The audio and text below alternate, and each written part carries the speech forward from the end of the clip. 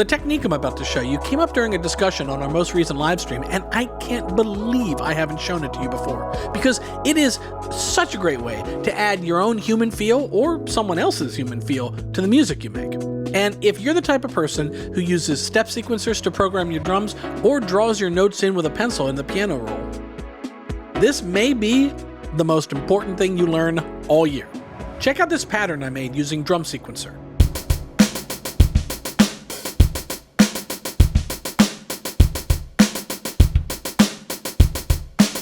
The pattern is nice, but what we have working against it right now is how mechanical and robotic it feels, because the notes are all in perfect time and an even dynamic. The listener doesn't feel anything because the pattern itself has no feel. And sure, we could dial up the shuffle control on Drum Sequencer to give our beat a little more swing. But that's using a machine function to counteract the machine's lack of feel, and honestly, it still doesn't get us to a human feel. I want these drums to have the slight imperfections from beat to beat that any machine would say is wrong, but any listener would say is just right. So here's how we do that. First, I need to define what my feel is. Everybody has a different amount of swing and shuffle in their internal metronome, so I need to teach Reason what my personal swing is. And I could do this a number of different ways, but I want to do this in the way that is most natural to me, the way that I can perform my own version of my feel. Since guitar is my primary instrument, I'll use that. So I'll enable a track to record on, and I'll record myself playing swung 16th notes into the sequencer at a nice slow tempo so there's room for me to swing. Don't worry, the tempo we capture does not define the tempo we're stuck with. If you're following this tutorial along at home but you don't know what swung 16th notes are, well, that's just the 4 subdivisions of a beat. 1 E and a, 2 E and a, and so forth. Except the first and the third subdivisions are going to get more timing and dynamic emphasis than the second and the fourth. And if that isn't clear, just think of the word zumba-daba. Because if you say that word, you're going to naturally swing it. Zumba-daba, zumba-daba, zumba-daba, zumba-daba, da-da-da-da-da-da-da, zumba-daba, zumba-daba, da-da-da-da-da-da-da. You're swinging your 16ths. So I'm going to play exactly that on guitar.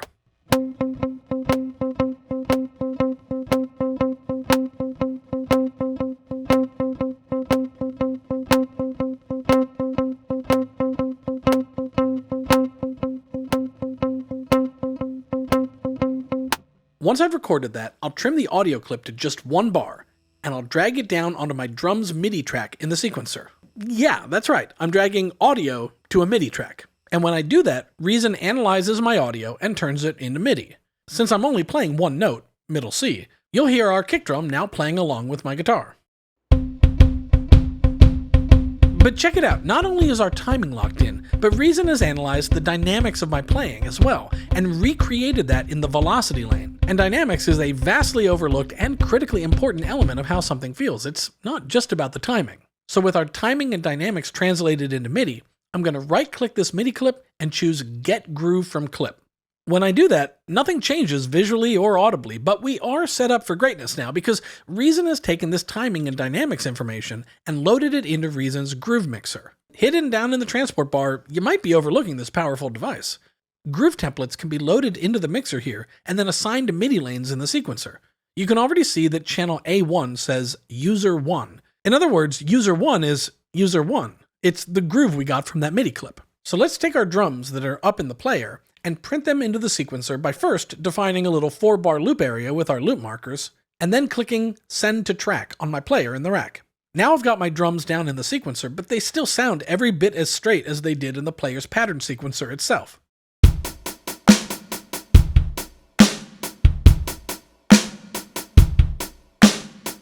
But watch what happens when we assign this MIDI note lane to channel A1 of the Groove Mixer.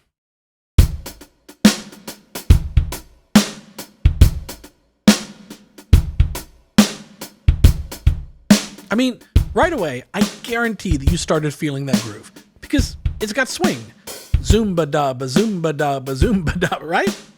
And also, you'll notice that the dynamics have been adjusted too from the groove template. You can hear it most clearly in the hi-hats. Listen to how there's different volume for different strikes of the hi-hat.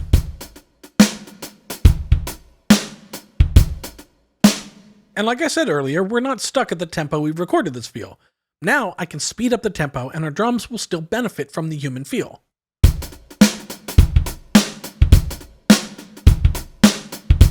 But what's even greater is that I can add other layers in the sequencer and assign them all to the same groove template.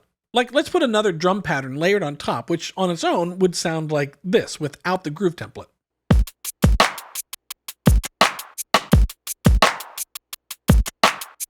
And some processed pizzicato violin from the lovely physical modeling world of friction modeled strings. If I assign these two MIDI tracks to the same A1 groove template, you'll see that our parts are all playing together and feel like one groove.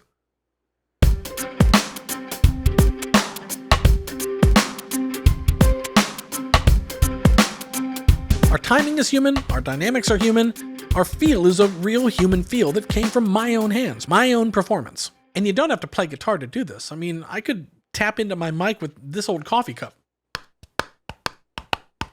And the built-in mic on your laptop works too, so there's really nothing stopping you. When I've made one of these user groove templates that I like, I click Edit on the Groove Mixer's channel to save this .groove file to my computer where I can later load it in any song I want. Now, there is another way to use this technique that you might be interested in, and that is to extract the feel of another player or another song to use in your own. Stuart Copeland is a drummer that has a famously nice feel. So what if we took a section where he's conveniently playing a simple hi-hat pattern like this? It's not super swung, but it still has a really nice timing and dynamic to it. Let's treat it the same way we did my guitar. We drag it onto a MIDI track, get groove from clip, and assign that groove to the MIDI note lane. Now if we program in straight 16th note hi-hats, they'll have Stuart Copeland's human feel.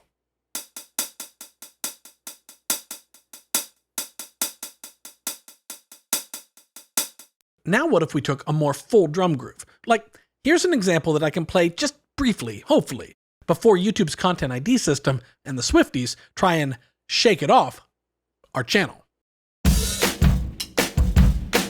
If we did the same thing, drag it to a drum channel, get groove from clip, and assign our note lane to the Groove Mixer, then we could program a similar pattern and it would have the same feel just with our sounds.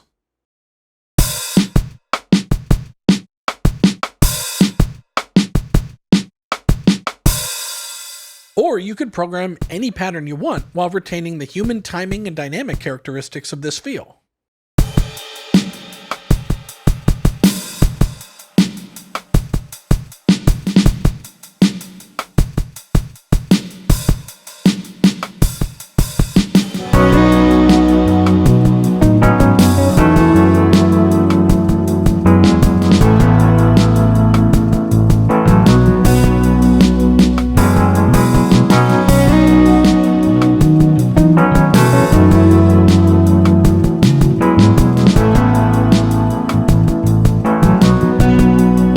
So, there you go.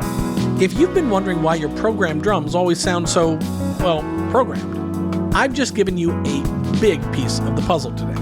I know people are going to ask, so I've gone ahead and linked the .groove files I created in this video in the description below.